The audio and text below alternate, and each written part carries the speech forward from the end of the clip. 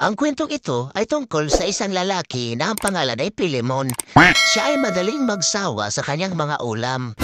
Pagbukas niya ng kaldero ay walang kanin. At pagtingin niya sa kabila ay may nakita siyang kulay violet na tupperware. Agad niyang binuksan, ang laman ay alamang, kaya nilagay na lang niya sa isang tabi. Dahil madali lang siyang magsawa sa kanyang ulam na palagi na lang karne. Nagmamarilit siya ng baboy para palagi niyang pagkain. Pero hindi pa rin siya mapakali kasi gusto niya ng ibang ulam. At ilang minuto ay biglang may napaisip siyang gagawin. Napalakpak siya sa saya at agad niyang hinanap ang kanyang pamingwit kasi mamingwit siya ng isda sa tabing dagat. Agad naman niyang nakita ang kanyang bingwit at may kita pa siyang pain na tinapay. At agad niyang tiningnan ang kanyang bingwit. Tiningnan niyang mabuti kung okay ba at meron bang taga. At agad niyang inayos ang kanyang pambingwit. Naka-smile pa siya kasi meron na siyang makukuhang isda ngayon na kanyang uulamin. Hanggang habang inaayos niya ang kanyang bingwit, ay kinuha naman niya ang kanyang tinapay na pangpain. Agad niya binuksan ang tinapay at tinikman kung hindi na ba expired. Pagtingin niya ay okay pa at agad siyang tumayo para aalis para mangbingwit papunta sa dagat.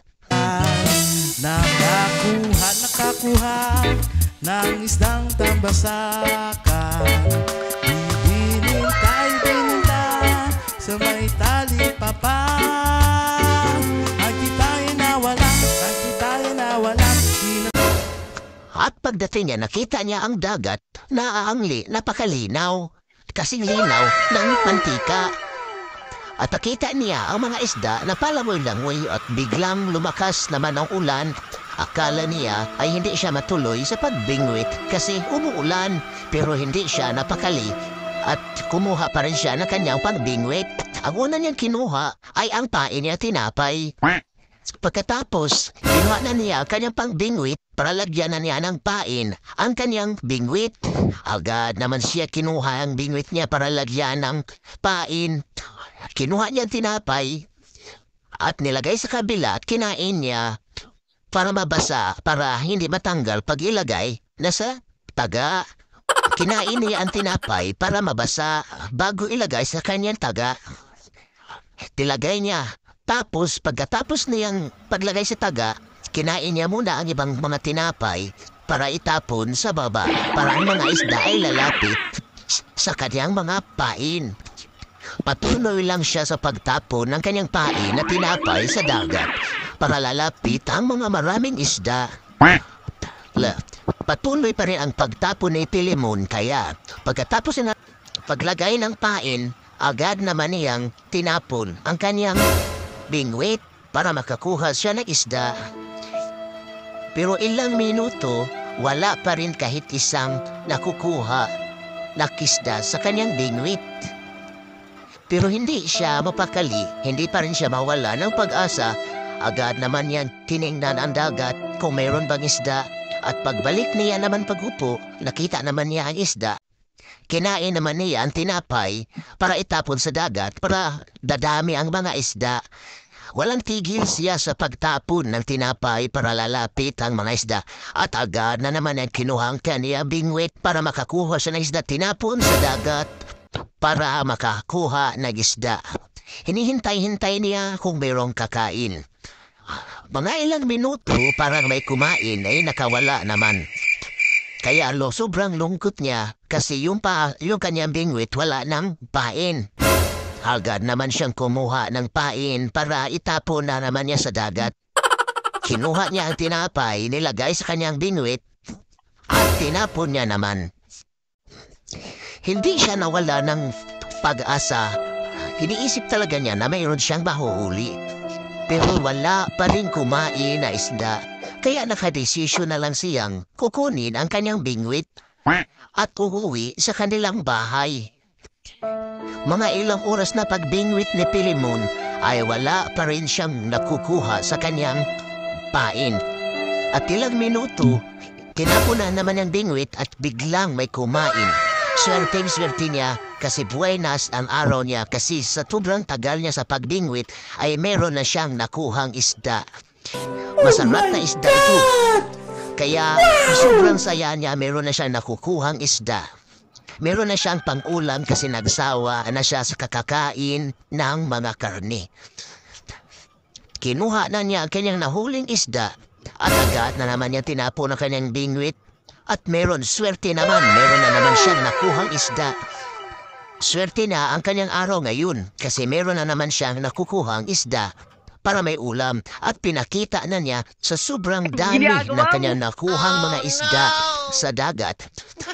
At tinapon na naman niya ang kanyang bingwit para makakuha na naman ng ibang isda. Tinapon na naman niya ang kanyang bingwit at swerte meron na naman siyang nakuhang pusit. Isang pusit ang kanyang nakuha. Kaya ang susubra niyang saya, meron na naman siyang pang-ulam na pisang pusit. Sobrang saya niya ay agad naman niya nilagay ang kanyang kuhang pusit at tinapon na naman niya sa dagat ang kanyang pain para meron na namang makukuha siyang pusit. Kumuha naman siya ng pain para ilagay sa kanyang bingwit. Ginagawa mo! Paglagay niya sa bingwit ay agad naman niya tinapon ang kanyang bingwit at swerte meron na naman siyang nakuhang 2 pusit.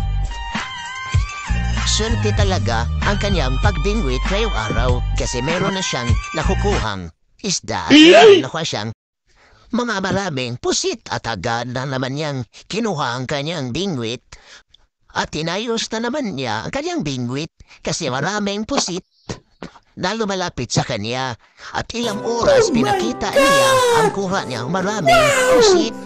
Kaya sa sobra niyang saya ay agad niyang umuwi at niluto niya agad. Nagisa siya ng mga ahos, bawang at luya para mag-adobo siya ng pusit. Pinapasarap niya ang pagluto niya kanyang mga nahuhuling pusit.